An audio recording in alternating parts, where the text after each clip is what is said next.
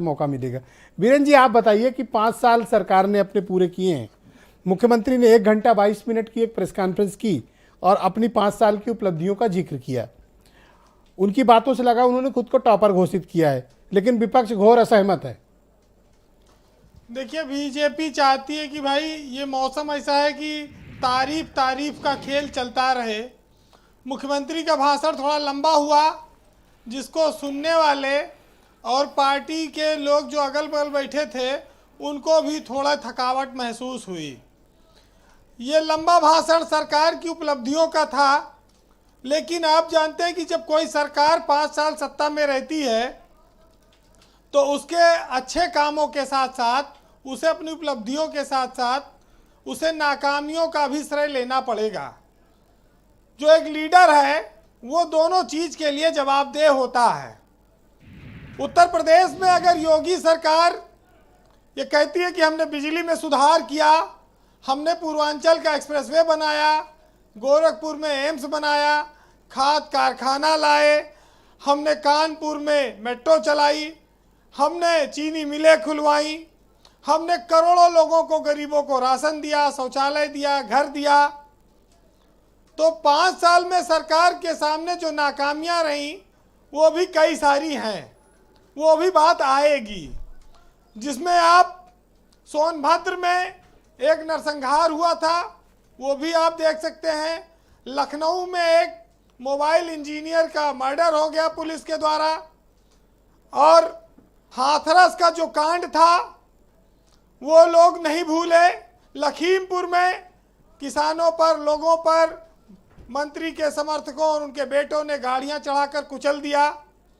69,000 शिक्षकों की भर्ती सरकार का सिरदर्द बनी रही। बेरोजगारी, महंगाई और कोरोना काल में जो अव्यवस्था और लोगों की जानें गईं, तमाम सारी चुनौतियां भी सरकार के सामने हैं। अब ये गन्ना किसान से लेके तमाम सारे कानून व्यवस्था के मुद्दों पर जनता कसेगी। आज हम अपने आप को, चाहे सरकार को 10 में 10 नंबर दे दें, चाहे उसको टॉपर घोषित कर दें, लेकिन अब तो 10 मार्च करीब है। 40 दिन के बाद जनता खुद बता देगी कि कौन कहाँ खड़ा है और किसका रिपोर्ट कार्ड कैसा है। ये बात देखिए, सरकार चलाना एक समय चक्र है, इसमें सफलता असफलता, उपलब्धि नाकामी ये आएगी। इसके पीछे सरकार की नीयत क्या है, कैसे है। एक सरकार नेताओं की गुंडागर्दी से, नेताओं के भ्रष्टाचार से बदनाम हुई। एक सरकार में नेताओं की गुंडागर्दी तो रुकी, लेकिन अफसरों का भ्रष्टाचार नहीं रुक पाया। ये बात लोग जानते हैं कि नेता के बजाय इस बार सरकार में लोग अफसरों से पीड़ित रहे। जो बीजेपी में लोग बैठे हैं वो खुद भी महसूस करते होंगे, सरकार के मंत्री तक मानते हैं। तो जो तख्तोताज पर बैठे हैं वो दोनों श्रेय लेने के लिए तैयार रहें, क्योंकि ये 5 साल का जो हिसाब किताब है, यहाँ जिक्र अच्छा और बुरा दोनों घटनाओं का होगा। बीजेपी ने, आपको याद होगा कि 5 साल पहले जब ये सरकार आई थी तो नोटबंदी हुई, मोदी की प्रचंड लहर थी, उसके बावजूद बीजेपी बहुत बम्पर जीती।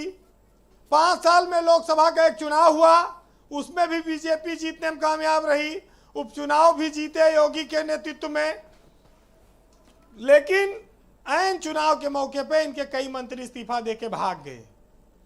ये अपने सहयोगी दलों को नहीं रोक पाए, ओम प्रकाश राजभर इनसे नाराज होकर हाथ छुड़ाकर भाग गए।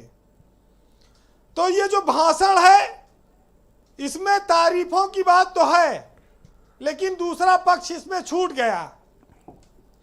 एक बात मैं और कहूंगा कि जो लोग पिछली सरकारों की तुलना करते हैं या आज की सरकार, किसी की हो, कोई मुख्यमंत्री ये नहीं चाहता है कि उसके राज में दंगा हो, गुंडागर्दी हो, भ्रष्टाचार हो। लेकिन जो गद्दी पर बैठा है उसकी अपनी कुछ मजबूरियां हो सकती हैं। कुल मिलाकर आप ये कहिए कि अब जनता फैसला सुनाए कि कौन सही बोल रहा है, कौन गलत। लेकिन एक चीज बहुत अच्छी है ब्रजेश जी, जी, जो ऊपर वाला है उसने सबका हिसाब किताब ऐसा बनाया है कि हम जानते और देखते हुए सब समझ जाते हैं कि वक्त सबका इंसाफ करेगा।